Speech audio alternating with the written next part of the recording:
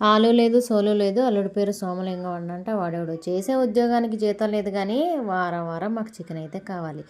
అయినా ఆవకాయ కారం, కొడిగుడ్డు కారం, ఉల్లిగడ్డ కారంలో ఉండే రుచి ఈ చికెన్లో ఏముంటుందో నాకు అర్థం కాదండి.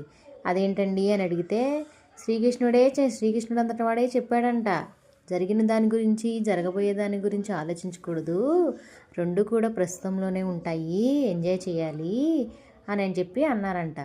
ఇదేంటోనండి, సంక్రాంతి అంటేనే ఎప్పుడు మాకు దరిద్రం అట్ట కలిసి వస్తూ ఉంటుంది. ఎప్పుడు ఇంటికి పోం, పెళ్ళైన కొత్తలో ఉన్నాము ఇంటి దగ్గర, అప్పటి నుంచి ఇంటికే లేదు. అయినా ఇప్పుడు ఏమైనా మేము కొత్త అల్లుడు కొత్త కోడలేం కాదు కదా, అందుకే ఇక్కడ ఎంజాయ్ చేస్తాను అనమాట. ఇక్కడ ఉన్నోళ్ళేమో ఊరు వెళ్ళట్లేదా అంటున్నారు, అక్కడ ఉన్నోళ్ళేమో ఇంటికి రావట్లేదా అంటున్నారు. ఏమని చెప్పును, హైదరాబాద్ నుంచి టికెట్ల రేట్లు చూస్తే వాసిపోతున్నాయండి. 2000 నుంచి 3000 ఉంది. అమ్మ బాబు, ఎక్కడికి వెళ్ళడం కంటే ఇక్కడే ఎంజాయ్ చేయాలి అనిపిస్తుంది. సో అందరికీ భోగి శుభాకాంక్షలు. Bye bye.